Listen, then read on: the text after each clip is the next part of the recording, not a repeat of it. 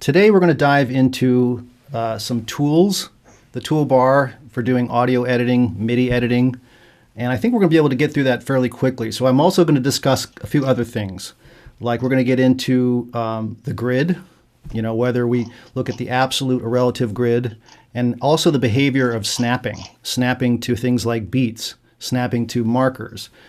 These are various things that you'll be able to utilize in your workflow to speed things up. So I've got an empty project here in DP, and we've got a couple of chunks here. This is just an empty chunk. And you'll notice when I switch over to the other queue in order to do some of the demonstrations of the tools, you'll notice that we have a negative bar start for the session. So I want to talk a little bit about that for a minute. So right now you can see we're at bar 1, beat 1, and you can see I've got this set to frames, even though we're really not necessarily scoring to picture. You might set that to real time for seconds, hours, seconds, minutes, and stuff like that. So we're going to switch this to frames for a minute, and we're going to go up here, and I want bar 1 to stay bar 1, but we're going to actually go and we're going to insert a couple of measures, let's say 2 measures, prior to bar 1, and we're going to maintain all times following the insertion point. So now watch what happens. We hit OK. When I go to bar 1, I'm at 1 hour, or you'll notice if I switch back to real time, I'm starting my session on time, but I've given myself 2 pre-roll bars. So a lot of film composers like to use this option because they want to roll in. They want to see the picture that's leading into the downbeat. And it's important to maintain measures, the reference to measures and beats and bars, because you might do a notation. DP has QuickScribe where we can actually do a score, or we might send it to somebody who will do the copying work, orchestration work, and we want to have reference to bars and beats. But we might want a couple of bar pre-roll for both film scoring or just pickups. Maybe you don't want to have to blast right into the tune. You want a couple of bars. So the way we did that was to go up to project, and we inserted measures prior to bar 1. We inserted 2 measures, maintaining the times. And then again, we've got our 2 pre-roll bars, but we still maintain at bar 1 where we need to be in terms of either time code or real time. Cool. So that's the way that we set that up in DP. And today we're talking about the edit tools. So let's go into the control panel for a minute. We're going to go to preferences, and let's scroll down to control panel. So right now you can see up above in the control panel, we've got, of course, the transport, we've got our counters, and you can see where we get into metronomes. To the right here, we've got our area of tools. So right now we can deselect those tools if we wanted to have them not up above in the control panel. And at any time you do that, Shift-O will always bring up the tools. Shift-O is the shortcut, and they'll be floating. You can, you can have them, pull them up wherever you need to be. Let's say you have a couple of big monitors and you want to have the tools tucked away on a certain part of the screen. So you can always exempt them from the control panel, and that's from the preferences control panel. But for the demonstration, let's actually stick them back into the control panel. Now I want to talk about, as we add more things to the control panel, we might run out of room depending on the size of our monitor and the resolution that we're running. For instance, if I have the shortcut buttons, these are various shortcuts to edit windows, things like the MIDI editor, the clips window, those kind of editing windows. We maybe have the shortcuts up here, and if we wanted to add the audio performance, we might run out of room. So we've done something unique now with the editor tools, and that is we'll get rid of shortcuts. Let's actually turn off Keep Tool Palette Visible, and you'll notice now we have a new feature in DP10 I want to talk about called the alternate tool. So here's the concept with the alternate tool. We can close the preferences for a minute. So here's the idea. It's basically selecting 2 of the most prominent tools that you like to use and being able to toggle between those tools very quickly. And so we can set the tools up here above. The pointer tool or the arrow tool is obviously a very critical tool in DP for making, selecting objects, MIDI data, being able to lasso. We use that all day. So we might want to have the arrow tool or pointer tool be one of our primary tools. But let's say you're doing a lot of penciling, or let's say instead of penciling, you want to do I-beams, or you're constantly scrubbing. Depending on what you're doing for any given project, you might set the alternate tool, and you can do so right here. You can say, well, I want the alternate tool to be the I-beam tool. So you're able to choose what the primary and secondary alternate tool are set to, and then you can toggle between the 2 of those. So let's go to the commands window, Shift-L, and we'll start typing alternate. And here's the alternate tool. The backslash is the way to bring those up. So if let's say we add an audio track here, we go into the sequence editor to volume, and let's set the alternate tool over here to pencil. So now backslash, we talked about, is a way, look how I'm able to toggle between those different tools, the primary and alternate tool. If I double tap them, they'll stick. So now I could stay in pencil land doing automation, or we talked about scrubbing audio, or whatever tool that you feel like you're going to be using on a given project. You can set that here in the alternate tool. This is a new feature in DP10. And if I double tap the backslash, you'd see it goes back to the pointer tool. So again, we're saving screen real estate, and yet we're getting the choice between our primary and alternate tools. That's a new feature here in DP10. So let's actually go back to the control panel, and we're in Preferences, Control Panel. Let's actually show all the tools so we can walk through these together. So I'm going to enable those. And of course, we talked about having audio performance as well, something we can stick up at the top of the control panel. But we're just going to hide that for the time being. Cool. All right, so let's now go over to the other project, and we'll start breaking down what these tools actually do. Cool. So we're going to go back to the chunks window, and I'm going to play enable this other chunk. And it's a fairly large audio song. It's a mix that I did. And so we're going to bring it up, and once it loads, it's going to take even a few more breaths to fully load because there's a virtual instrument in here. There's an organ sound from the UVI Workstation. UVI Workstation comes with DP10.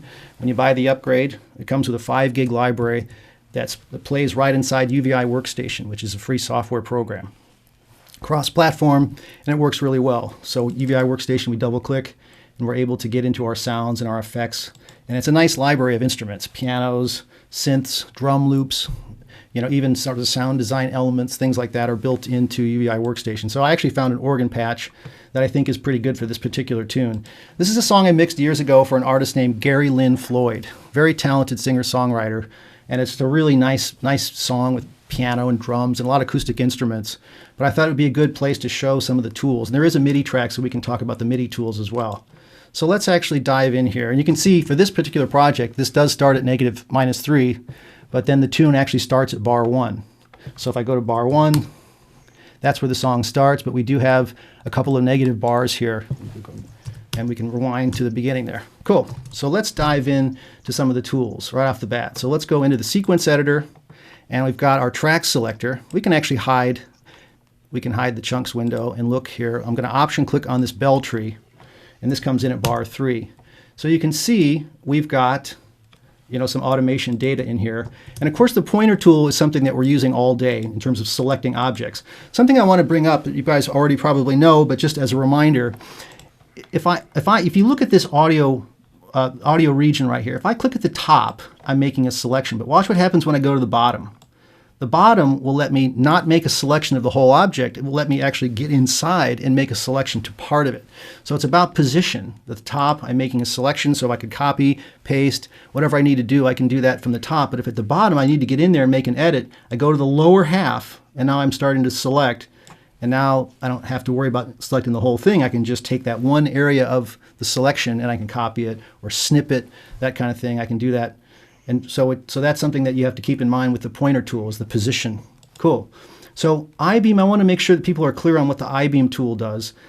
So here's an interesting thing about DP. As we keep adding various edit windows like the clips window, I notice that tools are kind of gaining in their ability to do things. Like for instance, I'll give you an example. If I click on this soundbite right here, I don't even have to make a time range selection, and yet I can go to Command R.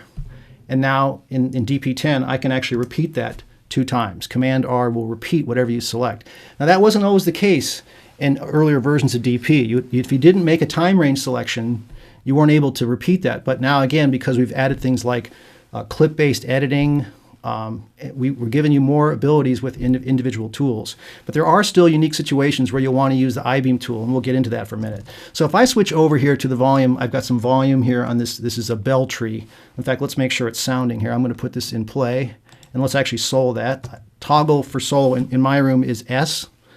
And so I don't know what else is in solo, so I'm going to hold Option and play enable it, and that's a true solo. Let's hear it. Okay, so we've got a bell tree. And also, I think I've put some pan automation in there. So it's panning left to right as across the spectrum here. So here's the interesting thing about this. If I highlight this and copy it, and I come out here and paste it, and I switch over to my volume, notice that the volume's not going with it. And also the pan data is not going with that as well. So if I want to have everything that's affiliated with that audio region, time, object, layers, everything associated will get picked up in the I-beam tool. So let's do that. Let's select the I-beam tool, and we can invoke that tool just with the I on the QWERTY keypad. So I will let me bring it up. We can leave ourselves on the pointer tool, but I will now invoke the tool. I select it. Notice that I'm snapped to the grid here. We'll leave it on snap. That's fine because we're actually on the grid for this tune. So now I Command R. We're going to repeat that 3 times. We can switch to our volume automation layers. And here we are with our volume, our pan data, all nicely associated with those repeats because of the I-beam tool. The other cool thing about the I-beam tool is, remember how we talked about the top half we can make the selection and the bottom half we can get inside and select part of the region? Well, sometimes when you're doing editing across a big part of, let's say in this case, my band folder is my non-drums and vocal tracks, so things like bass, guitars, pianos, and things. So let's say we're in here and we're going to, if we want to make a cut, sometimes I'll take an I-beam tool and I can lasso across lots of different tracks just like that, as opposed to, so I don't want to have to accidentally highlight any tracks, so I know that I-beam tool will automatically let me select a range of instruments. Cool. Pencil tool, something obviously we all use when it comes to MIDI tracks. We're able to use the pencil tool. We'll go to the MIDI editor for using the pencil tool, and of course we're able to click in here. Now you'll notice that when I pencil in a note, if the grid value is set to a quarter note, okay, I can actually, you have to start to get used to this technique of when you pencil it in, it'll be the duration of the grid value. Okay, so if I change the grid value, we can delete this note. We'll lasso it, highlight it. Let's change the grid down to something like 1/8 notes. And if I bring the pencil tool up, if I see how, as I pencil it in, if I move my hand to the right, I can pencil in along the actual grid value. Or you can pencil in longer durations. So you can adhere to the grid when you do it that way. So penciling in, obviously, any kind of data, whether it's automation data, note values. Of course, when it comes to audio tracks, for instance, if we go to like a kick drum volume automation, we can pencil in anything we want to do with the pencil tool. So that makes sense. Remember, P for pencil, and if you double tap any of these tools that we're going to learn today, when you double tap the shortcut, they'll stick. So double tap P, it stays. And then we talked about double tap I is the I-beam tool. And of course, double tap A is the arrow key, the pointer tool. So that's the quick way. And you can always just invoke them by using the P temporarily. I'm holding the letter P right now, and I'm able to pencil in a move. I can undo. And I didn't have to actually permanently select the pencil tool. I just invoked it by holding the letter P. So when I'm drawing, what is the drawing reshape mode? What's the sort of drawing flavor that it's following? And you can see that it defaults usually to free.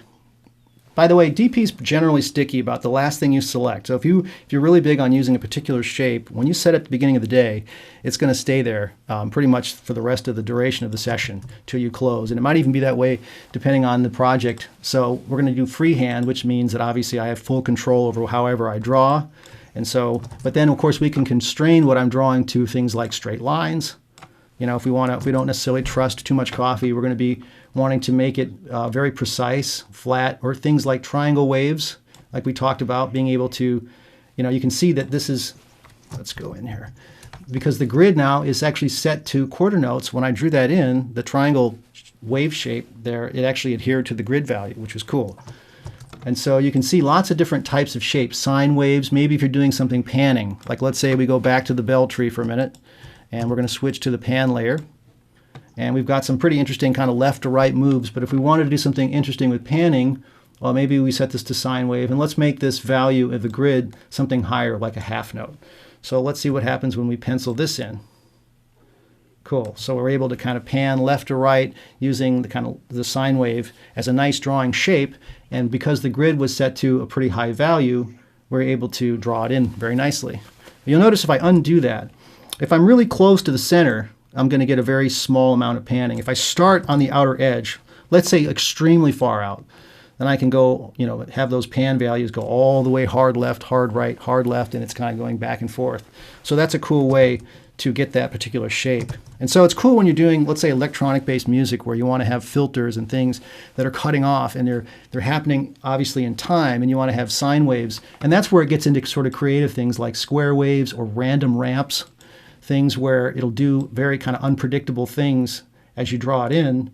And the results might be great. It might be just something that's odd and unique that's panning, or some kind of a filter cutoff that's happening.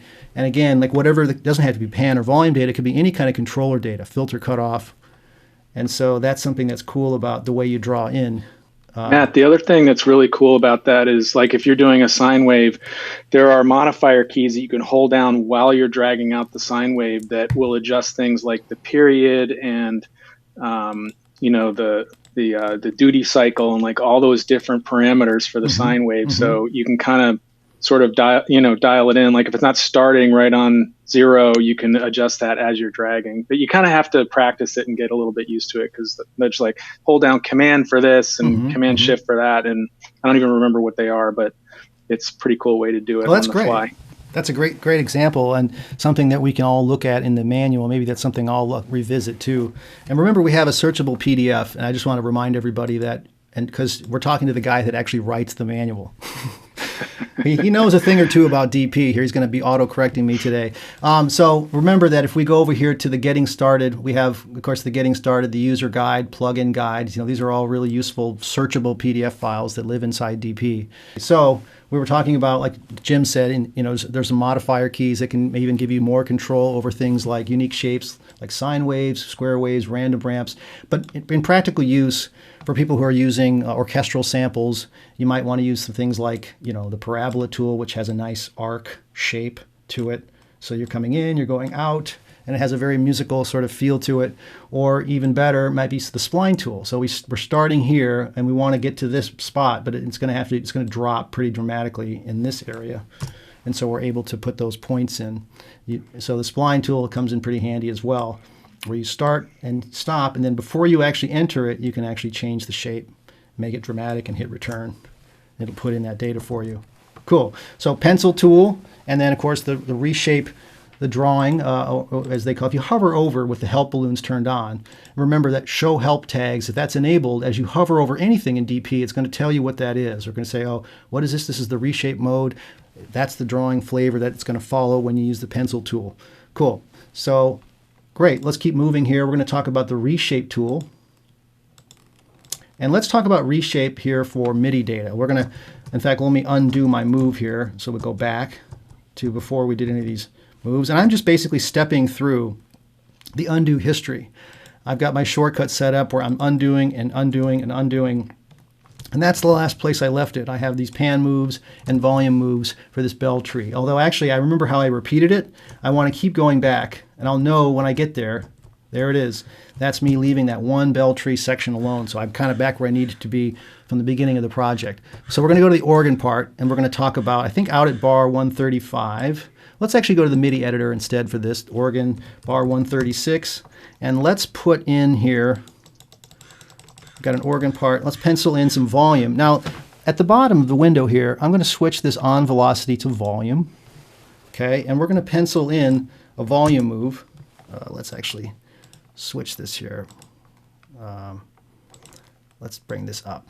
And let's actually go into, so we don't want points for a minute. We'll go to bars. So we've got our volume in here, and we're only going to show the volume at the bottom. So this is a quick filter. If I unselect volume, it does show you the on velocity, and we've got the new tails. We're actually going to get into that because we have a velocity tool now in DP10, which will let you take on velocities that you played in from different MIDI instruments and be able to change those with a new tool that we've added in DP10.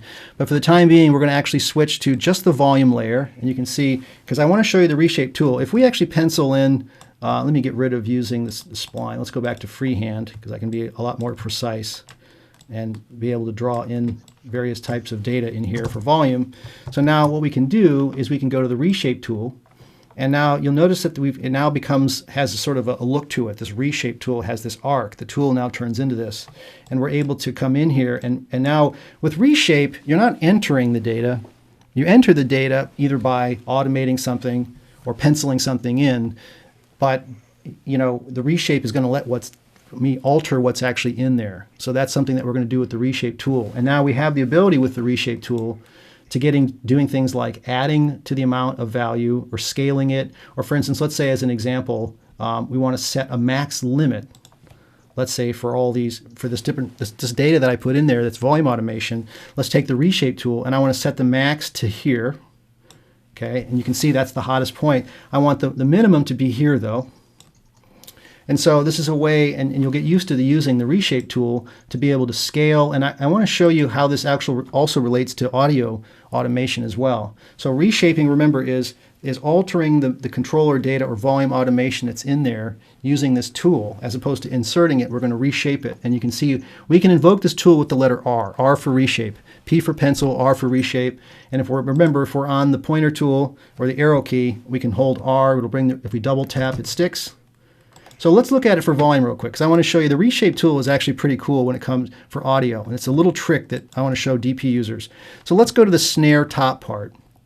And let's see, I think towards the beginning of the song, there's a fill that I think is a little loud. So we're going to pull that down. Let's just say hypothetically that we want to pull this fill down. And we want to use the Reshape tool. We've got volume automation in here. And let's do that. So we're going to turn on the Reshape tool. Let's actually set it to set. And we're going to do freehand. That's okay. So watch what happens when I hover below the line and I click.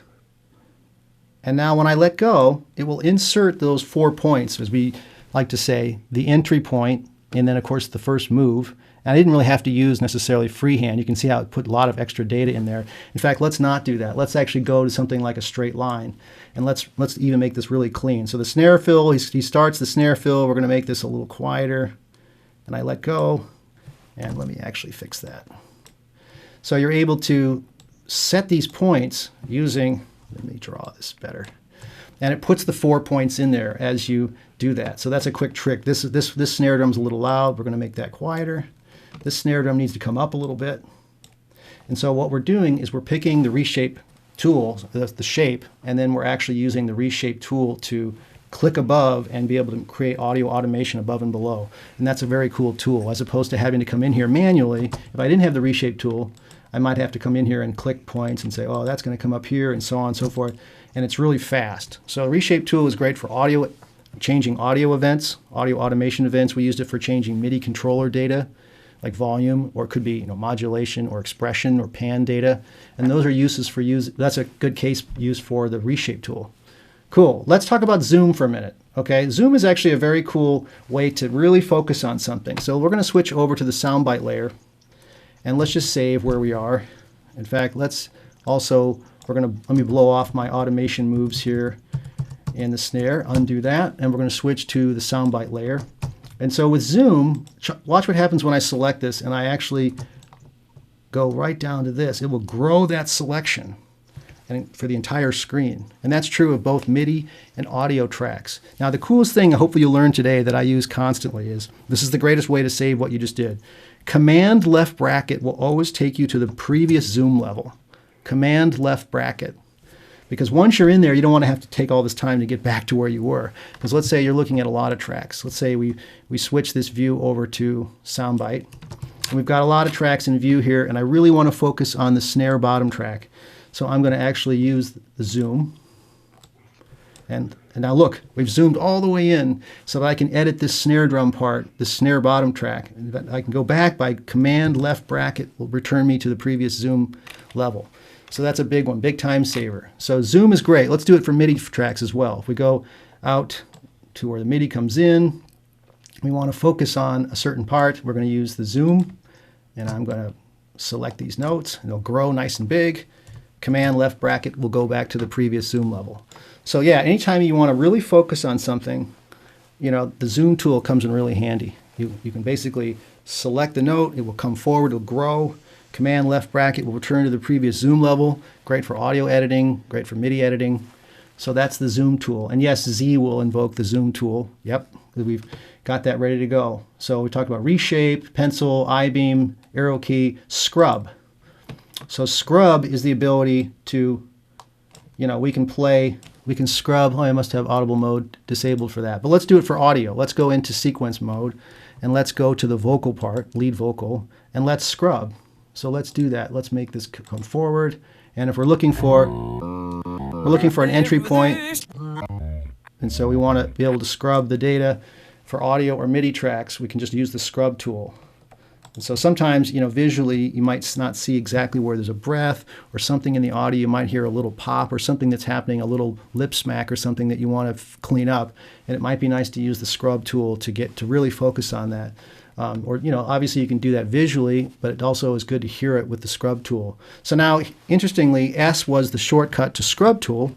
And I've disabled S because I don't use scrub very often. I've given S to solo.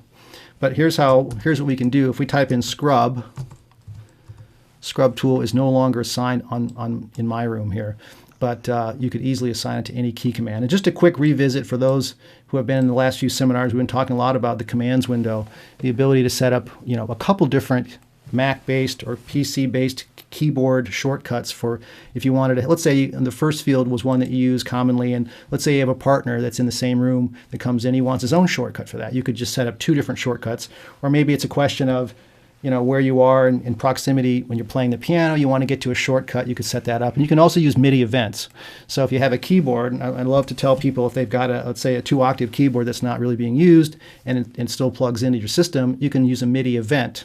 A lot of guys that use DP on tour will tend to program things like chunk, switch, play, enable, and various shortcuts to edit windows with MIDI events.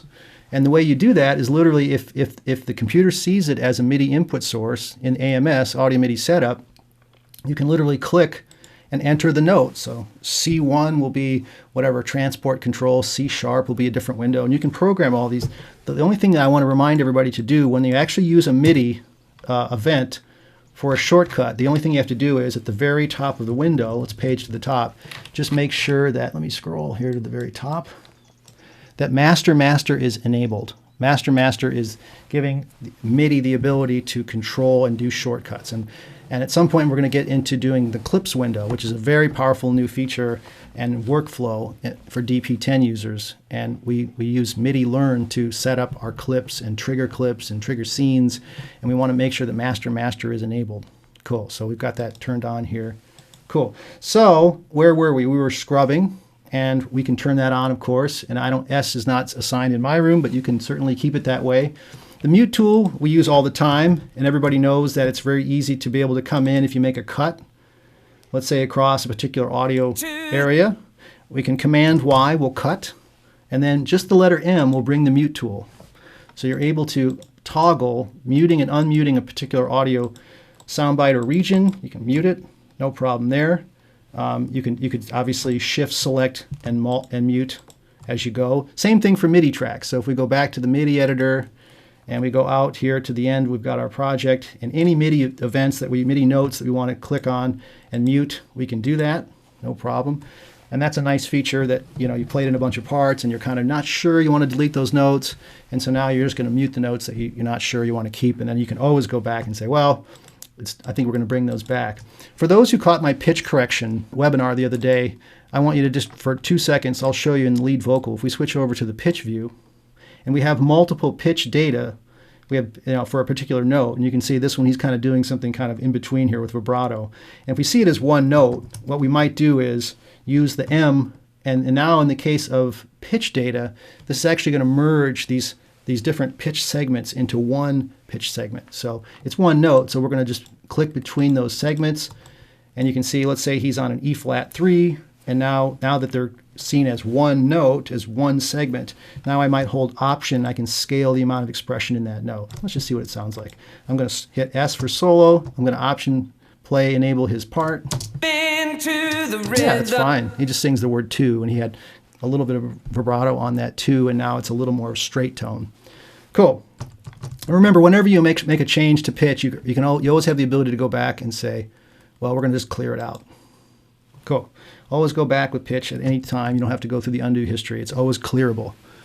All right, so where were we? We talked about muting audio regions, muting MIDI notes, and using the merge to merge pitch segments together when you're doing pitch automation, pitch correction in DP. Scissor Tool. Let's talk about the Scissor Tool. A couple things I want to bring up about it. In fact, yeah, let's switch over here to the Soundbite view here for this vocal part. And if we were going to cut, let's say between these different segments here, him singing, we could do that by C is the way to invoke the Scissor Tool. Think C for cut.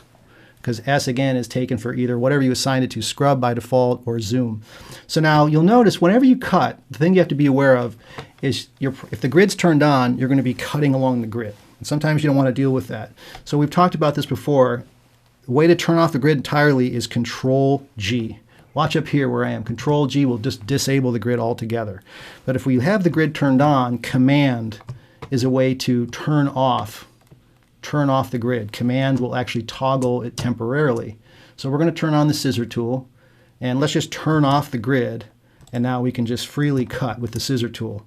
So we could cut here, we're going to cut here. And DP is unbelievably forgiving when it comes to cutting. In fact, we could do an entire webinar on mastering in Digital Performer, and there are some really well-known mastering engineers that use DP for mastering playback because the audio engine is so good. It's such a good sounding DAW, so transparent. But the thing that's amazing about DP, and I love to show this to people, take a pristine stereo mix in DP, a high resolution mix, and let's say you're going to do some mastering to it. You're going to maybe do some cleanup of the heads and tails. You might do a little EQ. I could take the Scissor Tool and cut that stereo mix into 100 pieces, and I could hit play, and it would play back perfectly. No glitches, no pops, nothing. DP will so unforgivingly let me cut along that. So the thing I love to show with DP for mastering is, let's say you take a stereo mix and you make a cut, at the verse and a cut at the chorus, and the last chorus is a little muddy. Something they added there in the organ is just weighing it down. Well, I could just move that audio track to another track with an EQ on it, and DP, you will never have to do a crossfade. DP will make that transition to the other track perfectly. So it's so forgiving. If I make a cut here, even across these, let's say I just start cutting randomly across this vocal track. If I play it, let's just solo that section. There's no glitches at all. So what I'm basically saying is, if I go back to the arrow key and I create another audio track below it, there it is. So I highlight this, my grid's turned off, we'll turn on the grid for a minute, and I'll take this audio segment to the other track. This other track now has a different EQ on it. So it's just one note where maybe I would go in there and automate, there's too much sibilance, he's doing something that's a little funky, there's something that's not right there, and I need to move that one section to another audio track because we're going to put a certain filter or EQ or compressor on that one track. Make the cuts, move the tracks down. And remember, when you're moving a track vertically in DP, Shift is a way to ensure that you're staying pinned vertically. So if I move down here, I'm not going to slip because the grid value is actually pretty high. But even if the grid value is low, if I hold the Shift key when I drag audio from one track to another track, it will stay anchored in its position. Remember that shortcut, Shift. So we can undo. So Scissor Tools, again, cutting audio, whether on the grid or off the grid. DP being super forgiving when it comes to where it makes the cuts. I'm not even concerning myself with the zero crossing. I can just freely make cuts across the audio tracks, and it works seamlessly. The audio engine is really that good. So we're going to undo the creation of that track, and we're going to save. And let's get rid of some of my cuts. Oh, and by the way, if I did have a cut here, and let's say later on down the road I'm way past undoing this, I can always go back up here to edit, and we can heal that separation. And that's a way to undo the cutting of the two audio, adjacent audio regions, is to heal the separation of those two. So again, after the fact, we go, oh, those don't really need to be separate. So we can heal that separation. All we had to do is basically Shift, select the two sound regions here, and we're going to go to Edit, and we're going to basically heal the separation between those. So that's how we can always do that after the fact if it's not right there in the undo. Cool. We could pause for a minute if you want and do some questions and then talk about grid. Hi, Daryl, do you have a question? Yeah, hello. It's about the zoom tool. How do you unzoom? I missed that. I was writing something. So once you zoom in and you're way in there and you're looking at it and you want to go back, it's Command left bracket. Okay. Yep, that's the previous zoom state, Command left bracket. Thank you. You got it. Hi, Ross, do you have a question? If you want to select, is there a way to select back to the beginning of a file, like, without having to drag? Oh yeah, that's Shift Return. So wherever you are and you've highlighted in the DP sequence, Shift Return will highlight to the beginning. But not to the beginning, just the beginning of like an audio clip or a specific clip. Let's say it's bar 3 and you're just going back to bar 2 on that one space. Well, once you actually, you can use the actual selection window for that. Let me switch over to screen share for just a moment. So if we're in here, remember whenever you make a selection, let's say here, Okay. And now right up above, it says, oh, I've selected bar 28 to bar 28.3, but it'd be nice to actually make that go back to bar 26. You know, right up above here, you have the ability to change the selection. If you go back into the commands window, and this is where kind of beyond the scope of what we're doing today, but yeah, browse the actual commands window for being able to select. You know, being able to make a selection or it's usually like a grow selection or extend selection. But Yes. but take a minute and go through the selection. If you know, you'll notice in here, if we go into selection, there are so many things. Move, you know, grid selection up. Let's see here, unmute. Okay, grow selection to counter, and so on and so forth. There's a lot of different things you can do to various events, markers. Okay. So yeah, great. check out that window. Cool. Thanks for the question. Thank you. Appreciate it. You got it. Hi, Virgil. Do you have a question? Yeah, I entered quite a dilemma in my production workflow now. Mm-hmm. I've changed to a PC in my recording studio. I still have a Mac at home. Mm-hmm. When I transfer files from the Mac to my studio on the PC, I'm having quite a few issues. Mm-hmm. Is that something you may be familiar with? Well, in other words, I assume that you're using VST on the Mac so that you have a common plugin format for both Mac and Windows, right? Yeah, I'm trying all kinds of things right now, but that's been one issue. The other issue is if I write my music at home on the Mac, go to the studio, open the file on the PC, often it doesn't. It sees the audio files, like it'll place them in the tracks window, Mm-hmm. but they're empty. Like that, it doesn't actually read the audio, and I have to import it, Mm-hmm. and then I close the file, open it again, and again it's gone. The audio's gone. Quick thing that comes to mind, just that would be worth a quick test is, you know how when you bring over the project, you have the ability to go to the project folder, and you could try just like removing the analysis files, because maybe something in the transfer, something about the formatting of the drives.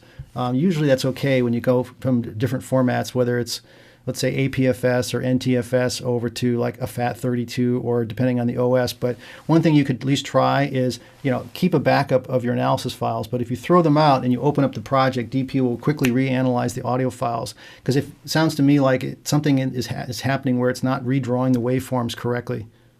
Good point. But you could try it. I mean, it's an easy test. Just, again, analysis files are very small, and it'll redraw them very quickly. But let us know, Virgil. I appreciate that. You got and it. who would I contact? Just through support. You know, let us know through support. Okay. Yeah. Thank you. You got it. Okay, so let's continue on. We're going to actually close this window. And so now let's actually let's back up a little ways here in the project. Let me move this out of the way. And let's go back here where the vocal comes in. Let's talk about the trim tool. Let's actually look at the background vocals for this track. And let's find a section where maybe we could do some editing work here. Let's go. Look, so here's the end of the edge of this. So we're next to the Scissor Tool. We talked about, remember, C was the way to invoke the Scissor Tool. And anytime you double tap the tool, it will make it stick. And then double tapping the A will always bring you back to the pointer or arrow tool. So we're going to turn on now the trim tool. Now look what happens when I hover over here. You see how the trim is going to be trimming to, you know, from right to left. So what I can do is, and I've got the grid turned on, I'm going to hold Command, and I'm just going to click, and it's going to trim right where I'm clicking. And so it's very easy to do that. Now, in order to switch the tool, so let's say we go to, that's nicely edited, let's go out a little ways, and let's just kind of tidy this up a little bit. So I can switch the tool by holding the Option key. Option key will switch. So now I'm going to hold Option in order to switch the tool to edit the other way, and I'm going to hold Command so that I can bring this up. And not sure I would necessarily keep it this way, but I wanted to show you that the idea behind the trim tool is to take, you know, wherever you place it and click, it's going to trim that audio segment to that point where you're actually clicking. And so whether you're on the grid or off the grid, it's a quick way to make those kind of edits. And so that's the trim tool. And we're going to talk a little bit about the trim. Well, one more thing on the trim tool. Trim tool also can be used for automation. Now watch what happens when we switch over. Whenever we switch one layer to another layer, holding the Option key in DP will switch all the layers at the same time. Option switch one layer, all visible tracks will switch to that layer. So we've got some volume moves here. So let's actually put in, we talked about our temporary tools. For those of you who saw the very first webinars that we did, so I'm going to double tap W, tap, tap. I'm going to put in some volume automation here. And so let's say, if we raise this automation data here, and now if we highlight it, watch what happens when we use the actual trim tool. Trim tool now turns into the ability to scale up and down the volume automation in the track. So what's cool is that I can drag now up and down. I want to keep the shape, but I want to move it up and down relatively. So that's a cool thing you can do. And that's volume automation, but we're using the trim tool to scale it up and down. So trim is scaling audio automation. Cool, we'll undo that and we'll save. Okay, cool. So Scissor Tool, we talked about the trim tool. An Option will switch the direction of the trim tool. Let's go back to the lead vocal track here. And I think towards the beginning of the song, if we're going to do some edge editing here, so the next tool we want to get into is the roll tool. The roll tool is just simply a way to go between seams of two adjacent audio tracks. Instead of having to move one left or right separately, now we're able to click between, and now we can move the edit point. We're moving both the left audio file is being extended right, and the right is being extended in, and we're rolling the edit. And that's a nice way to do that. And you can see the tool takes a form where it's grabbing both sides and it's moving left or right. So that's the roll tool. All these tools, by the way, will have shortcuts in the commands window. Trim tool, roll tool, and some of these are already assigned, and some of these, you'll want to assign manually. And so remember, Shift L, roll. Oh, there's the roll tool. Okay, cool, comma. Cool. All right, so let's keep rolling here. And another one that a lot of people like to use is the slip tool. Slip tool is a great way to take, I've got an example here that we can show. Let's see, bar 23. Let's hear it. Anyhow. Okay, let's back up. Leaving my footprints in the sand. Too soon to Okay, let's do footprints. Leaving my footprints in Okay, so let's say we want to actually use the slip tool for footprints. Okay, he's saying that I think I'd like for him to take a little breath before he says footprints to make it kind of stand out and have a little bit of a pause. So let's go to we're in this tool here. Let's actually zoom in. Control grabbing the wiper will let me zoom with the wiper. I'm going to click and highlight that footprints. Let's do this. Do footprints. Footprint. Okay, so now we're not going to worry about prints. We're just going to hit foot. So we're going to split that with Command Y. Now watch what happens when we actually turn on the slip tool. We can roll and place that audio a little earlier or later.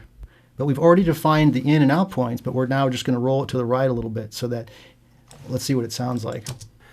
Leaving my footprints in so it's the like sand. he waits just a tiny bit. It's like footprints, and so we're able to use the slip tool to kind of go in the audio region and delay the start of the audio. And so it's cool. A lot of people who work with vocal production will use the slip tool to be able to take and move a vocal forward or backwards, and that's just physically moving it, right? Now remember, in DP10 we have this new stretch engine, so once DP's analyzed the beats, maybe we would want to just actually move the stretch marker for that vocal instead. There's so many ways to do our production work here in DP10. So that's the slip tool. And then also, now notice if we go over to the slide tool, we've defined our in point and our out point. Now watch what happens when I click. I'm not changing the audio. Okay, nothing's being moved in the audio, but what is being moved is the beginning and the end points that I'm editing. So for instance, if let's say I'll go back to the pointer tool and we do a crossfade in, and let's edge edit this a little bit. And if we do, let's say a crossfade here. Now let me go back to the slide tool. Now as I move, look how it's keeping the parameters of both the in and out points, and now I'm not moving the audio, I'm actually moving what's being selected.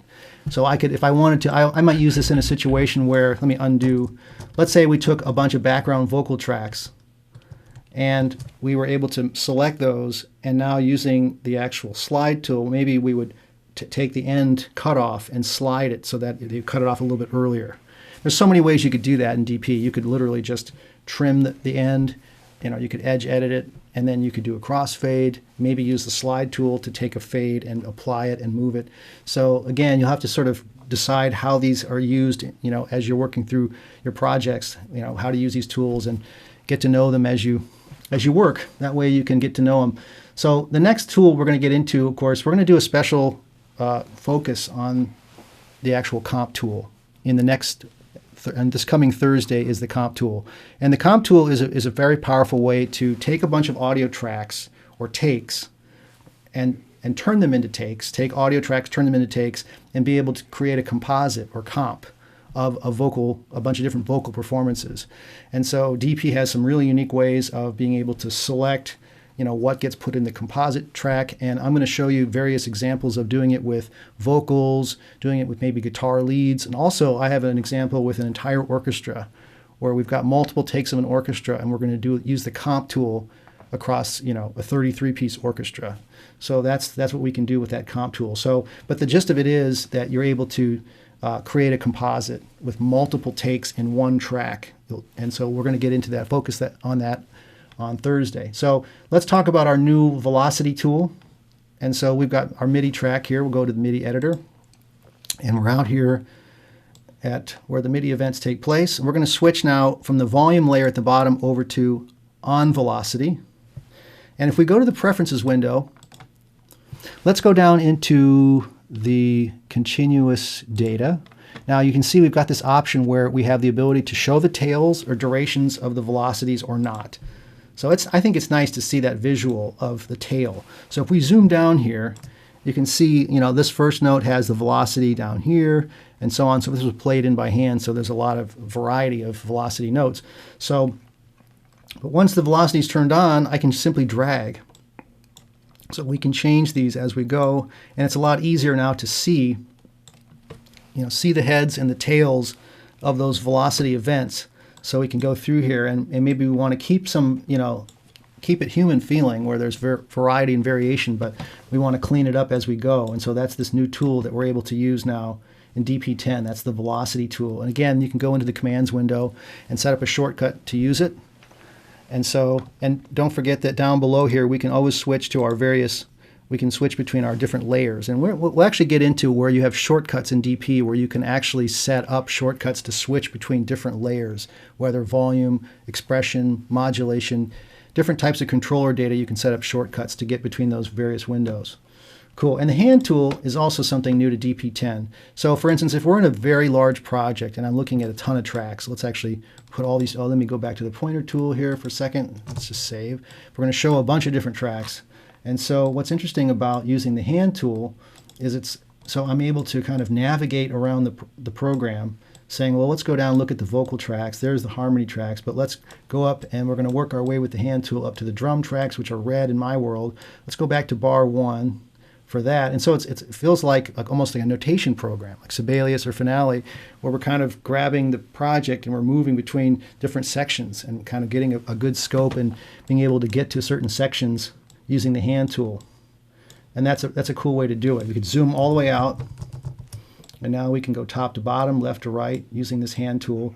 And of course, the letter H intuitively is the shortcut to invoke the hand tool. So if we're here on the arrow key, H is the hand tool. So you might use that, say, well, let's go down and look at the string parts. That's the yellow tracks. That's great. Okay, we're going to go back up to the drum tracks, and we're using the hand. So we're not just moving up and down, left to right, back and forth. Okay, cool. So that's a quick way to go through the various general editing tools for MIDI and audio tracks. Quick recap, of course, is that we've got the pointer, the I-beam tool, pencil, and the drawing shape, and then the Reshape tool. With audio tracks, remember the Reshape tool let us put in the 4 points if we wanted to elevate a section of the automation. And then being able to scale the Reshape tool, the zoom tool, scrub tool, mute tool, Scissor Tool, and then we've got, of course, the trim tool, which option was the way to switch the direction of the trim tool, rolling between different segments that are glued together between the roll tool, and then, of course, being able to slip the audio inside to have it start later or earlier. And then we talked about the sliding the left and right entry points, and then being able to work the comp tool we're going to get into on Thursday, the velocity tool, the hand tool. And so that's a quick way to get through those various edits. Now, what we're going to do is we're going to shift over to, let's talk about the grid. Let's talk about the grid, because that's an important thing we have to get used to in DP. So here's what we're going to do. We're going to go up to the top here of this bell tree, and we're going to talk a little bit about the grid. So in the upper right corner of the sequence editor, you can see that the grid right now, we have two different modes now in DP10. Let's talk about auto grid. Auto grid is all based on the zoom resolution. Okay, so right now you can see I've got bar 1. In fact, we're fairly far out. So let's actually go in. So I can see bar 1, bar 2, bar 3, bar 4, and you can see I've got quarter notes between. And when auto's turned on, as I zoom in more and more, I'm getting finer and finer resolution. So now I'm looking at 8th notes. Keep going in. I can see 16th notes. So some people like the auto grid. How far am I zoomed in? What am I seeing in terms of the grid value?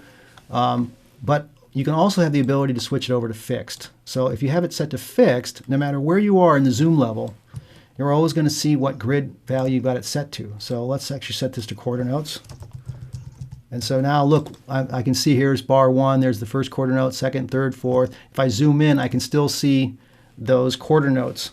So you have a choice. And by the way, this is a global setting. Once you set it up and say, no, I want it to be fixed, and I always want to look at quarter notes, or I can set this over here to 8th notes or 16th notes or 32nd notes. You can always alter that and have it be fixed or auto, depending on if you want to have, it's about your grid resolution.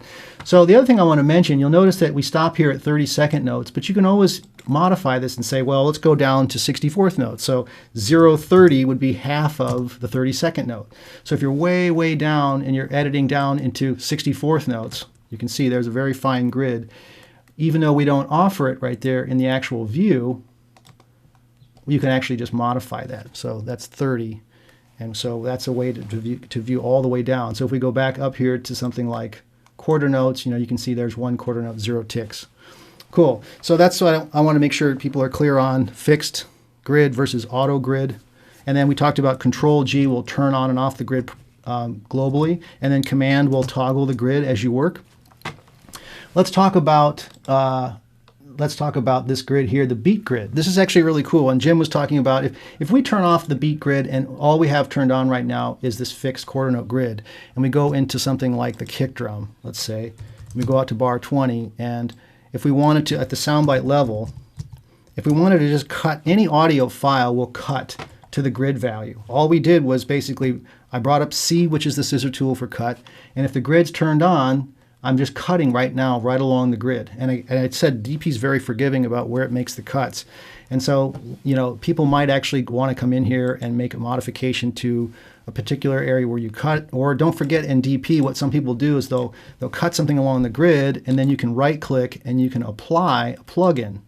So a lot of electronic producers will make a bunch of cuts along different elements, and then they'll go in and say, well, I'm going to actually now apply a reverse for that one audio segment, or I want to add a plate or some kind of a cool delay effect just to that one little region. So we would make our cuts here, let's say on the grid, and we could highlight, holding shift, we can highlight non-contiguous audio regions, and we can still right-click and say apply.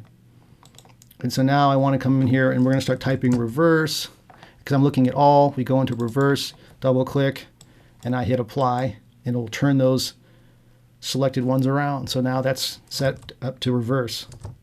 Cool. So it's very easy to cut along the grid. So now here's another cool thing though. You can see that DP we've got the beat detection is turned on. So where did we do that? Preferences, background processing. It's set to automatically analyze the beats in this project. So when you first open the project or you record it, DP automatically analyzes it.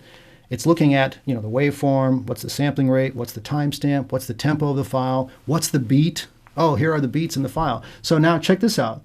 If I turn on the beat grid, and now I want to cut right along these kick drums. So here's the great thing about it. If I bring up the scissor tool with the letter C, I don't have to be precise. Once I'm in the area, DP goes, oh, you're in grid mode, or excuse me, you're in beat mode. So now I'm going to cut. I don't want them there. I'm going to cut. And it's great. DP is automatically finding the zero crossing, and it's automatically letting me cut right along those beats. That's a very cool feature. So that now, before I was just cutting on the grid, but the grid may not have been, this is a live drummer, so it may be off by a little bit. So I want to cut it perfectly at the zero crossing. Now I might say, well, okay, I want to actually put an effect on this kick drum. I might want to EQ this kick drum differently. I go to apply, I can start typing in Masterworks EQ. What are we going to do with this? I don't want to do that kind of an odd filter. But what I might do is, let's just take off these bands of EQ, and it needs to be, you know, what we're going to do is we're going to extend the low end a little bit in this frequency. There's a little wolfiness here at 200. Let's actually get rid of some of that. We're going to turn on this band. So let's actually pull out some of the wolfiness there at 200, and we're going to apply it to that region. And so we're going to, a lot of guys like to do it that way. And that's a cool mixing technique, is to not just have all the effects running as inserts in the mixing board, is to actually apply different effects to different regions.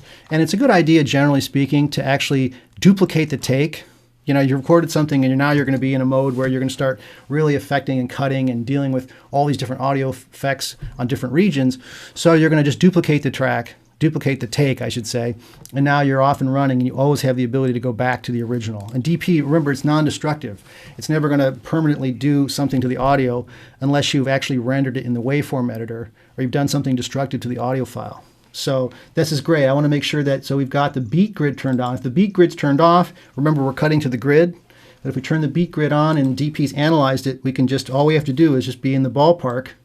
So if I want to cut right here, I can just hold C. It's going to cut perfectly along those beats. So that's a very cool, I could, right, look at all these ones that are perfect here. I'll just drag those. Those are perfectly cut. So if we're the kind of person where we've got a live drummer and we're going to do sound replacement, a lot of guys do this. Obviously, producers will put in kick drums and be able to, you know, match everything up perfectly with the grid. Or remember how we talked about quantizing? If I wanted to, now that I've cut this kick drum, and I don't want to lose my phase with the whole kit, but as a general statement, if I wanted to see how it's a little anticipating, it's anticipating the downbeat of bar 25, I might go to quantize, and we're going to quantize the soundbite to, let's say, a quarter note. And I hit apply, it's going to move it perfectly to the downbeat. And again, I don't want to mess up the kit, but I did want you to see that you can quantize the beats within audio. And we're going to get into ZTX, by the way, on Friday. Friday is going to be all about the new ZTX engine in DP, which is phenomenal. It's amazing how good sounding it is. So let's continue on our path through snapping and beats and so on and so forth. Okay, so we turned off the beat grid, and now we have the marker grid. So this is actually a cool feature that you guys might use. Excuse me. We'll go back here. I've got my little bell tree example at bar 4. Let's see where that was. So here's the concept with this. You guys see how this bell tree audio example, and by the way, I'm kind of a big advocate of creating what I call a toolkit. A toolkit of certain effects that you may use from project to project that could live on your hard drive. In fact, we'll do a webinar on the clippings window in DP. Not the clip window, but clippings being a place to be able to organize different types of data. And so a toolkit might be something like certain hits or taikos or cymbal swells or Piatti cymbals and things that you're going to use cue to cue that you don't want to have to dial in through a Contact or a Falcon or Workstation. And so, for instance, in this case, my bell tree was an audio example that I brought in from a toolkit, and I just drop it in, and now I can place it. Sometimes it's nice and freeing to have something in digital audio very quickly. Now, look what happens. We've got this marker turned on right here. So if I put a marker here, and Control M, let me add a marker. And by the way, when I add a marker, the reason why normally you don't get to name a marker, because when the marker comes in, it just gets generically named, and then you have to go to the markers window to name it. But what I've done, I think, is a good workflow. So when I type in marker, watch what we did here. Okay, Control M is, I'm adding what's now new marker with options. Normally, new marker is Control M, but I've decided I don't want just a generic marker. When I add a marker, I want the ability to tell it what the name is, if it's a streamer. So in other words, if it's a visual cue for film scoring. And so I've just modified that, and I'm happy to give up my custom key bindings for anybody who's interested in doing that. But so Control M in my world will actually let me go, oh, that's going to be whatever, let's just say bell tree. Okay, I'll just abbreviate that. So now if I have this turned on, it'll just snap right to it. Okay, I don't have to worry about it. I don't have to think about like dragging it.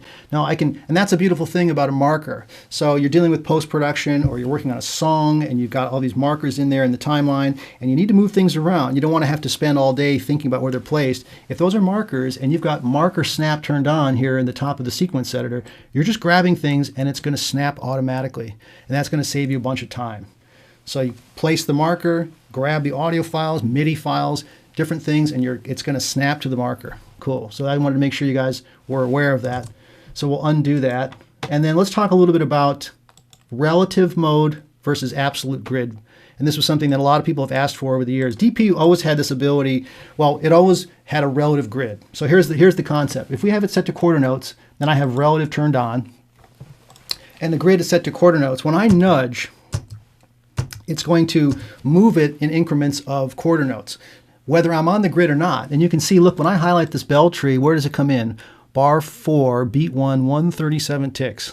So if I move it to the left, it's going to snap, and now it's one full quarter note to the left, but it's still not on my grid.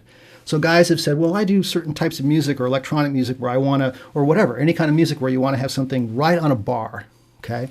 Let's turn off relative snap. And when I grab it, I can now anchor it to a downbeat. And so that's a new feature in DP10, is the ability to have something on an absolute grid that's not relative to where it sits. So let's say you play in something that's a little off, a little late, and in DP you grab it and you nudge it, and it's still off because it's relative. No, and you can turn that off and you can say, no, anchor to a downbeat. And so that's a new feature in DP10. And all we had to do was disable the relative grid, and now we're in absolute grid. Does that make sense? So that's a cool feature that we added in DP10. So there's a lot of great stuff happening here in the upper part of the sequence editor, whether we're using auto or fixed grid, whether we're snapping to the grid in general, whether we're using beat grid. Remember, once it analyzes the beats, then we can cut or do things along various beats, or we can actually snap to the actual marker that we add. By the way, when we added the marker, we changed that option so I could name it and add it as I go. And you can say I can make these markers locked. And at some point, if we get into film scoring, when we would use lock markers so that we could, modify things like tempos and keep our markers locked. And there are reasons why we'd want to have a locked marker. You'll also notice that I can turn on a streamer, which is a visual overlay that happens when you're film scoring. And how long does it last? How big is it? What color is it? A lot of these very cool features for film composers. But again, markers are for everybody, being able to set up a point where we're going to edit. And markers are very cool for another reason too. One of the things I love about markers is, let's say I have a marker at the beginning of the sequence. And let's say we start here at bar -3, beat 4. I'm going to put a marker in.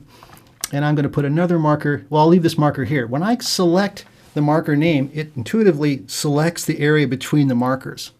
So I love this. If I'm mixing a score where I'm working left to right, I'll set the in point and I'll set the out point where I have enough post decay for a reverb tail.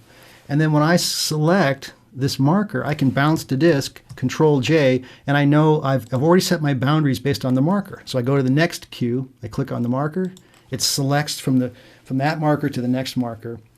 So you might use that when you're actually making selections in DP. Even if you're doing songs, you might set up markers and then be able to select, click on the marker name, and it selects between the markers. Cool. So let's continue on our way here. We talked about relative snap and absolute. And then the other thing I want to show you in the corner here is nudge.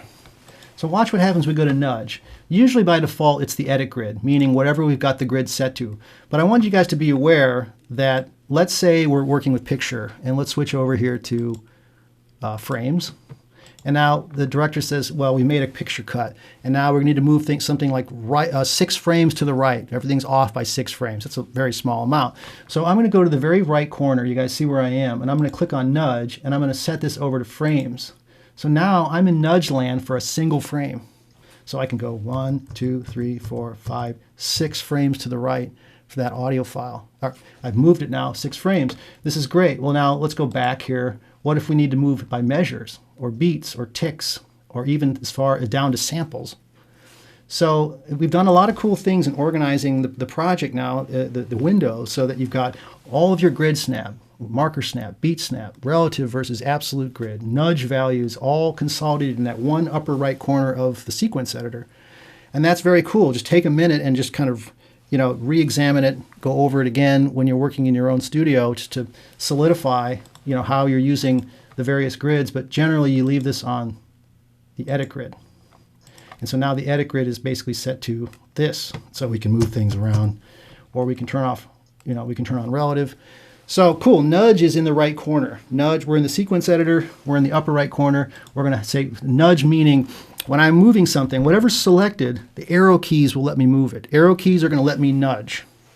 How much am I nudging by? How do I set that? Do I have to go to some other window? No, you don't have to. You can just go to the upper right corner and set it to frames, and boom, you're in nudge land, and now you're going by frames. So make sure that obviously the frame rate matches the picture so that you're nicely locked up with the project.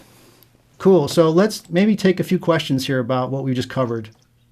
Rogue, do you have a question? Hi, how are you? Good, how's it going? Thank you for this webinar, to you and to Jim. Sure. Thanks a lot. I just missed something you said before. Mm-hmm. What was the shortcut for selecting the grid on and off? Okay, sure. Yeah, let's take a look at that for a minute. So we'll go back to right. Were we in the sequence editor? Do you know, in this window? Yeah. Okay, great. So let's just move this over for a minute. So remember at the top, the grid is usually enabled. Do you see over here where it says G? Right. Yeah. And now obviously that's turned on. So you can see when I'm making a selection here, it's snapping. Yeah. I can change obviously the grid resolution, but Control G will actually just completely turn it off. Or if I want to leave it on, I can temporarily disable it with the Command key. So watch what happens when I hit the Command key, and now I'm off the grid. I can make a nice fluid kind of selection. Okay. Yeah, right. The thing is that in my system, a Control G doesn't do it. It doesn't do it. No. Then was it reassigned in the commands window? Maybe it's possible. Let's go into the commands window. Shift L. No, it's not. Okay, so let's just say here, I'm going to go to grid. And it says auto. So here it is. Control G is toggle grid snap.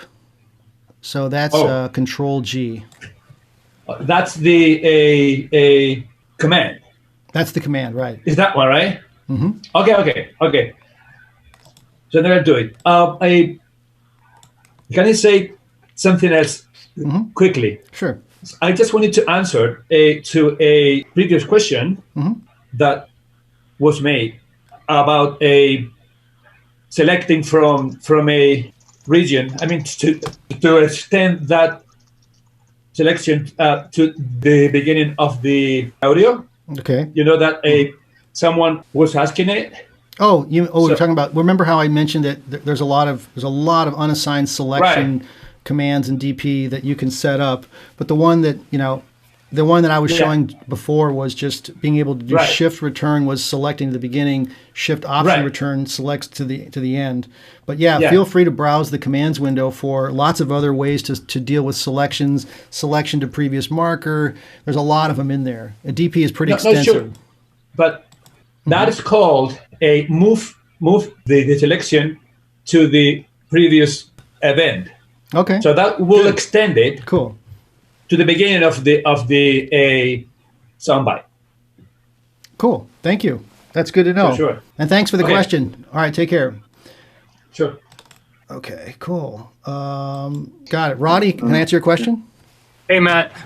Thank you again, you and Jim, for everything. I wanted to ask, when you were doing the slip and slide, it seemed like you had everything selected. You had 4 background vocals selected, yet you still had to go individually to do it. I asked the question in the chat and it said, no, it affects it as long as they're selected, but you did have them selected, and it didn't seem like your edit when you were slipping or sliding, it was doing it at the same time. The reason why, here, let me switch over to DP for a sec. Let me screen share for a sec. I didn't have those tracks, the background vocals are not actually a group, right? These aren't actually officially a group. So if I wanted to actually make them a group, remember how we talked about, did you see the demo on temporary groups? Well, for instance, if I... Today or last week? Last week. Yeah. So for instance, if I let's say I select these, okay, and now if I double tap W, okay, so now you can see that they're all selected. And so I would say create the temporary group first, and that's double tapping W, and then when you actually use the slip or the slide tool, there'll be that temporary group is still active. Okay, so you hadn't done that today I when think you I were... hadn't done exactly. I hadn't done that. That's why when I did it, he was exempt from the group, the one. But yeah, if I would have double tapped W, it would have been together as a group. Okay, and lastly, the beat quantize that you did, I asked in terms of quantizing, when you had I think it was a kick or the snare that you were working on, and you were doing the grid to the beats, and it creates those red lines. You went into quantize, you explained it later, but do you have to go into quantize, or is there like a command that'll actually snap that sound bite to that new beat grid that you put? You know, it's interesting. If it's cut really nicely at the top of the sample, if I turn on absolute grid, I can just anchor it to the downbeat. So I could just snap it. I mean, you probably are going to want to, remember with the drum kit, you want to make sure that you maintain phase coherence among the tracks. But so be careful with that. But I'm saying, generally speaking, if let's say you make a cut and it's very precise and you want to sort of quantize it, you can just turn on the absolute grid and you can just anchor it to the downbeat. You wouldn't necessarily have to. Or remember, you can always highlight it and you can quantize the soundbite to a downbeat. So either one, you can use quantize or you can turn on absolute grid and snap it. All right, well, thanks for the question, Roddy. Thank you. Daryl, do you have a question? Yes, I think I'm not the only one. I don't have the nudge feature in the sequence editor grid. I have relative, and after that, I have nothing. If you right click on that section, I think it comes up with some options for what you can show and hide in there. Okay. Cursor event selection. I'm on a laptop, so I have to figure it out. Oh, I found it. Got it. You just have to go to snap information and the menu and configure info bar. Yep, snap information is under the studio menu for those who are following along. Snap information will bring up under studio snap information, and then you're able to say snap to grid, and then you should be able to see those settings. Cool. Thanks for clarifying that. Hi, Francesco. Hi, Mike. Thank you for your class. Really, really interesting. Great. I was just wondering about the snapping. There is something similar like shuffle. For example, in Pro Tools, there is a command that is a shuffle when you want to connect precisely to track. There is something similar like snapping, but without grid that I can connect perfectly to audio track. Control will let you, flick, a soundbite to a previous one, and have it, butt up against it. Here we are. Okay, so if I move this out here and I hold Control, see, watch what happens. If I hold Control, I can flick it, and it will actually butt it up against the previous edge. Did you catch that? It's like Control and flick. Yeah, exactly. You'll kind of get the feel for it. Do it a few times, and you'll get a feel for it. You can see it's kind of grid snappy right now. Is probably why it's kind of doing that. And so now I can just turn off the grid, and it's nice, especially if you have something that's way out. Let's say 20, 30, 40 bars away, and you say no. And don't forget that you can always do. You can always highlight audio, and remember, Shift L is also obviously a way to move things by a particular amount or to a time code. That's DP spot mode, by the way, Shift. Okay. If it has timestamp embedded, it will spot automatically as you bring it into the project. So let's say you have a buddy working in another DAW like Pro Tools, and you guys have the same time code, and he sends you an audio file. When you bring it and drop it into the left half of the DP window, it will spot automatically. But if for some reason let's say it needs to get moved somehow, you can always highlight any audio region. Command L will let you shift it to time. You can say, well, I've got a new time code location. It needs to go to a different time. So you have that ability. That's the sort of spot mode. Cool. Is that Roger Neal? Oh, hey, Matt. Hey, how are you? I'm great. Thanks for all this. Sure. I think you covered this already. It's a quick question. In my consolidated window, I'm not seeing the same tools as you have. I have less. Oh, well, let's take a look at that. Under Preferences, let's go down to Tools. Now, actually, I'm not showing currently the rhythm brush, which is designed for the drum editor. I just got 8 tools. I just got like the first the first 8 on your consolidated window. I'm not seeing the rest of them. So when you go to Tools and Preferences, do you see the long list? Are they all checked? They're all selected. And you're saying you don't see them up above? That's correct. Okay, Control Panel. Go to Control Panel. Okay. And do you have your editor tools selected? Editor tools? Well, no, I don't. Okay, so now 2 more showed up. Okay. Is it a question of are you crowded up there? Do you have a lot of things showing? Like, do you have to maybe take out like shortcut buttons or performance? No, I don't have enough things. I just have the 8 first tools, and now I just hit that editor tool button that you asked me to, and only 2 more tools showed up. So is it because do you have this? Do you have Keep Tool Palette Visible deselected? Because that will actually invoke the alternate tool. If you select. There they are. Got it. Okay. Okay, so hit that. Cool. Keep tool palette That's it. visible. So hit that, and I'm good. Okay. Thanks, Roger. Thanks you so much, Matt. Oh, sure. Okay, let's move on here to Benoit. Yeah. Hi. Thanks. I have a very simple question. The hand tool has a small plus thing. Can you tell something about that? The hand tool? The hand tool has a plus sign attached to the hand. Oh, it's just the sort of the icon. That's just the way that they designed it. The plus doesn't necessarily mean, it's just part of the actual icon of the tool. So we talked about invoking it. So if I'm on the arrow key, which is, I can just invoke it with the letter H. So if we're in the sequence window and we're looking at a lot of different tracks, and if we hold the hand tool, we're able to navigate and get around the program. I'm kind of moving left to right, up and down, able to, and so that's it. I got that, but I was wondering if the plus sign was meaning something like adding or duplicating or something. It's just the icon. Nothing fancy. Okay, I have just a very quick second question, which is about clicking the marker to select to the next marker. It appears to work only in the sequence window, but not in the track window. I should be able to work on that. It's just a question of, when you're don't select the name, just click on the yellow. Okay. Because it can be, if you're clicking on the name, it may not highlight, but if you click on the yellow marker. Oh yeah, it works. Okay, cool. okay. That's it. I see that. Cool. Thank you. Thank you. Hi, Ryan, did you have a question? Hi, Matt. Yeah, I actually had a question of something I've been messing with from your previous session. Is it all right if I ask you about that go ahead. Now? Yeah. You were talking about importing clips into a session in last time. Is there a way to import track settings into a sequence from another clip? Like MIDI, I use Verizon Ensemble with DP, so I have MIDI tracks and audio tracks set up for a particular instrument. Is it possible to import the MIDI track settings and the audio track assignments from another project? You totally can. In fact, I don't know if you guys saw it, Steve Steele from the NAMM show for us was showing a really nice workflow where he was using clippings that contained MIDI and virtual instrument assignments. And he was modularly adding them into the DP window and saying, okay, this one's going to be maybe, let's say, a bunch of brass parts. And they're assigned to this virtual instrument.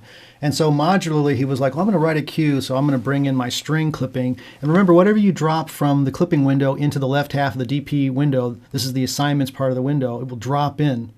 And then you've added it. And so now you can just kind of, clippings is such a powerful feature, we could practically do an entire lesson on it. But just as a quick overview of it, clippings, we have project global clipping windows. We have project specific clipping windows. We also have startup clipping windows. A startup clipping window, if you put something like, let's say, Ableton is running as a rewire application. And if I put the rewire application project in the startup clipping, when I launch DP, it will launch that other file. So that's a cool thing for startup clipping. But general global clipping windows, and you can see I've got some ones down here. If I create one, and let's just say I call this Zoom 2, I can put anything in that window. I can put entire sequences. I could put chunks, audio, clippings, anything and everything can live inside of this clipping window. And remember, since it's global, every project I open, old and new, I have access to these. And so it could be like, and in fact, what's really interesting, by the way, let's say that there's a certain controller move that you like to do with strings, some kind of a nice arc that has a nice attack and release. You can even put controller settings for certain phrases in as actual clippings. And let's say you have a MIDI part, you can just drop the automation data on top of the data, and it will actually add the new volume moves to it. So it's pretty endless, like what you can do with clippings. It's so powerful. But yeah, you could totally do that. In fact, what you might do here's one way to think of it, is let's say I go back here to Shift C, which is my empty chunk, double click, play it. And let's say you add in here, let's say we add a virtual instrument. Let's say we add Native Instruments Contact Stereo, and I want to have 6 MIDI tracks assigned to Contact. Okay, so we'll let it load here for a minute. Okay, so here they are, they're nicely consecutively. And let's say I have these all named nicely, and I've got them color-coded and they're ready to go. Well, you'll notice that this is this empty sequence. I could now rename this chunk. You know, let's just recall this. We're looking at this with Contact 6, K6. Okay, so we'll go into my clippings window, and we'll go to my Zoom 2, and let's actually move this over here a little ways. Let's get my clipping window here, and we're going to take my K6, which is here, and we're going to drag it in there. And so now we have our empty project. Let's actually blow off these tracks in here. So we're going to right-click on the Contact folder. We're going to delete the folder in Tracks, Save, and now we're going to grab this clipping. We're going to drag it in, and it's going to bring in what I just created. Boom. Wow. Okay. So that's a real. How would you do that? So again, how would you do that for an individual track? How would you drag that into that clipping window? Oh well, I mean, you could just create a one-track project, and then you could store it in the clippings and drag it in. So I mean, would you have to do it as a clipping, or could you drag one of those Contact tracks that you have in that sequence and put it in your clipping window? You can put virtual instruments in there too. You can you could put the virtual, and in a way, it probably would be nice to have the whole sequence, because then you have the immediate tracks assigned. You see, as opposed to just the raw Contact. That's what's nice about it, because you're going to want destination MIDI tracks for that virtual instrument. But yeah, right. So the only way to get the destinations in there is to do it via clips as opposed to an individual track. Right. I mean, you could, or remember how DP has this modularity where you can do file load, and you could load in. But I like the idea of, let's say you just open up a blank project in DP and you decide, okay, this Contact's going to be brass, and then I drag that, you know, that chunk into clippings, and I rename it brass. And I just work my way down the list, and then as I'm scoring, I go, oh, it's time to bring in my tonal percussion. I drag it out of the clipping window, and there it is. Okay. And would you be able to do that for the audio track assignments as well? It's an interesting question. We'll have to actually come back to that.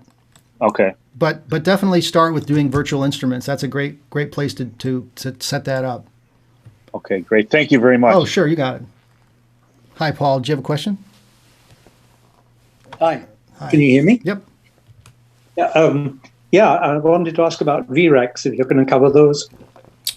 Yeah, let's talk for just a minute. I mean, we can get into depth about VREC, but I want people to understand the basic concept for those who haven't used VRECs before. We're talking about chunks in DP. Now, remember, one project can contain multiple sequences or chunks. And film composers and playback engineers and songwriters use chunks because they want to have alternate versions of songs. For film composers, they might be working with a film where each chunk represents a different cue.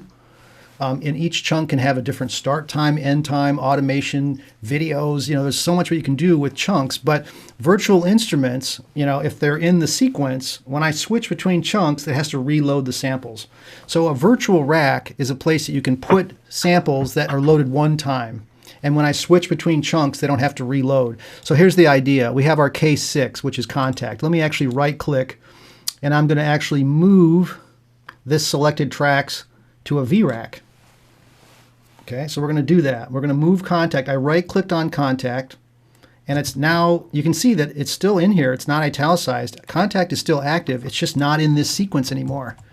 So here's the thing. I'm going to delete these tracks here, and we're going to actually go into K6, and I'm going to copy, paste, so we have a duplicate. So now we're going to actually rename these. This is going to be 1M2. This is going to be 1M1. For film scoring, we'll move them right next to each other. So now I'm on 1M1, here's my 2 MIDI tracks. I go to 1M2, and this one, let's say, has only 1 MIDI track.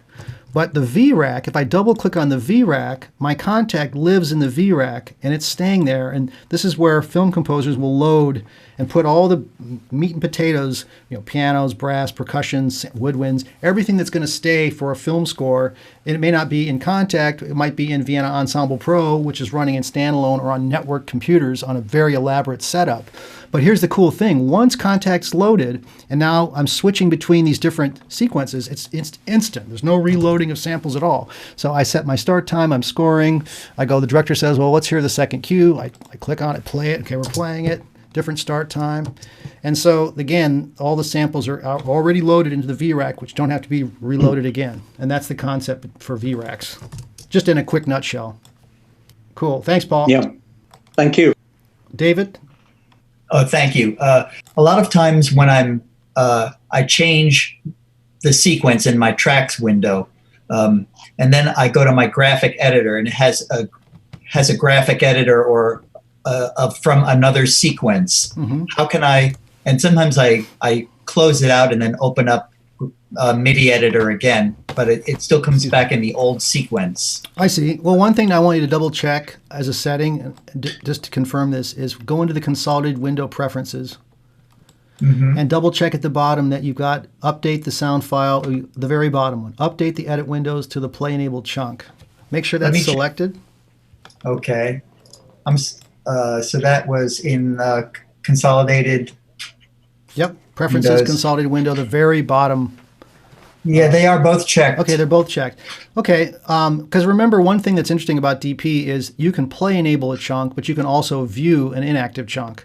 So the one thing that you want to do is if I switch to this other cue here, 1M1, and I double click on it, everybody should update. If I go into the MIDI window, now remember at the very top of every edit window, you're given the choice to switch to make sure that you're on the right one.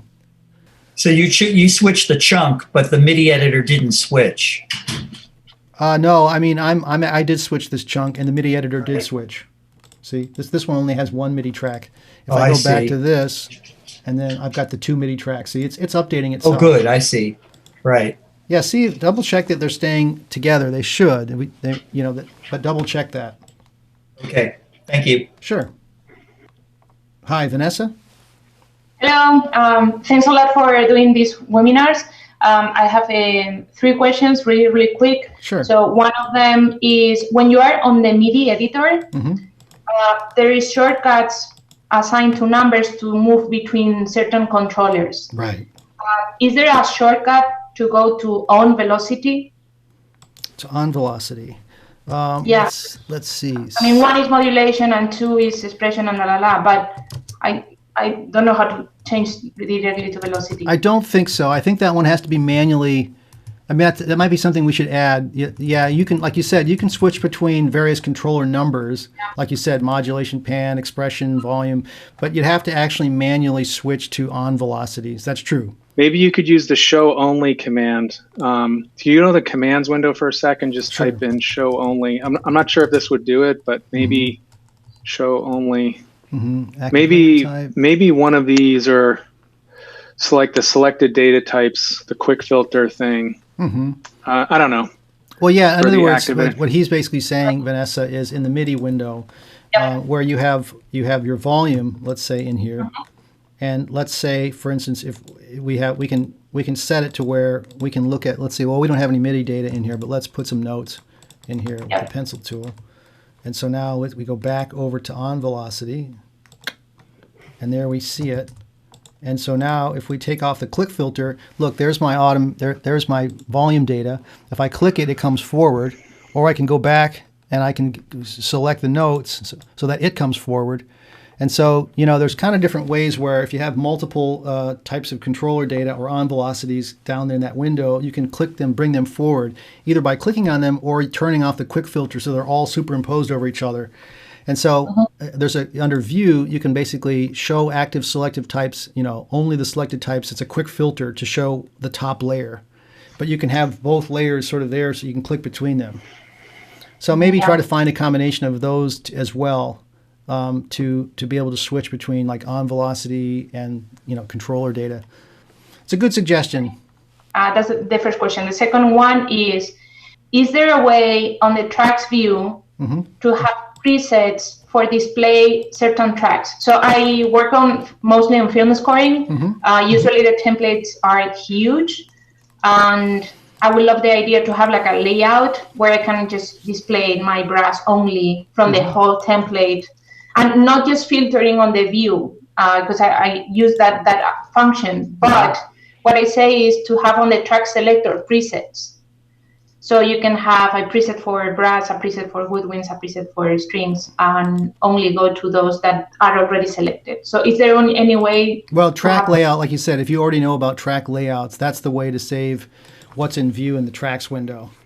And so that's the real way to do that. And what's nice is that you can just use key commands.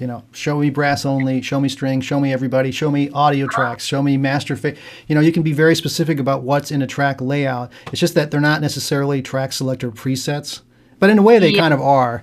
I mean, and don't forget that you have folders. So for instance, if I have, let's just put these. Let me remove that folder and track, and let's just put these in a folder. And we'll close the folder. And now let's just add a bunch of stereo audio tracks. They've got these long input names. But let's just close those in a folder. When I'm in the track selector, I can just view that one. So in a way, the time it takes you to invoke the key command is literally like clicking on the parent folder to show those tracks only. So I mean, between track layouts and then doing track folders, and remember, option clicking on the parent folder shows just the contents of that track. So you're able to switch. Maybe you can find a workflow where it's a combination of folders and layouts to get you exactly what you want to see. Yeah. Okay. But it's good. Those are all excellent points. Thank you. Thank you. Thank you very much. Hey, Paul. Question? Yeah. Coming back to the VRAC, if I have a contact set up in a VRAC with instruments that are samples, and on the different MIDI channels, I have different articulations.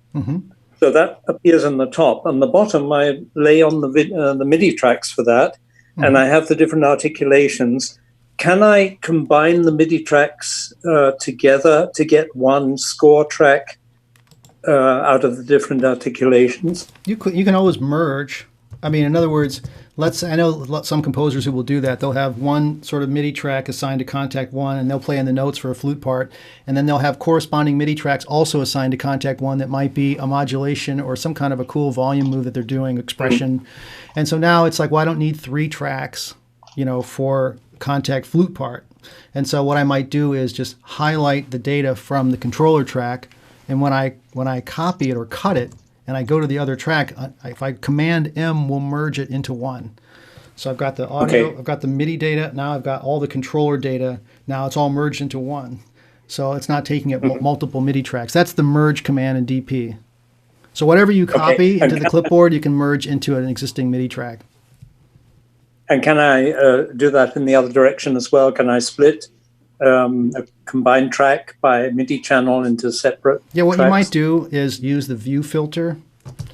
The view filter might let you easily, because sometimes you're in situations where you're selecting controller data and it's selecting notes. Sometimes you can't differentiate between them depending on what window you're in. So it's nice to use the view filter. We could spend time on the view filter. There's so much that we can cover, and maybe we could put this in our notes. But the view filter is all about what am I seeing at any given time in DP. And so I'm going to hide the notes, and so that I can select the controller data, or in that way I can copy it to it. So I can do what you just said, take the data in one track and be able to copy it and put it on other tracks, but only select one type of data at a time. So that's a good use for the view filter. Okay. And that's Command F, as in Command F for filter. Cool. Thanks, Paul. Thank you. Okay, one last one. Well, I think, you know what? Let's just wrap, everybody. Thank you for being here. Appreciate it. And stay safe out there. And please come back on Thursday and Friday, again, 9:30 Pacific Standard Time. So signing off. Thank you.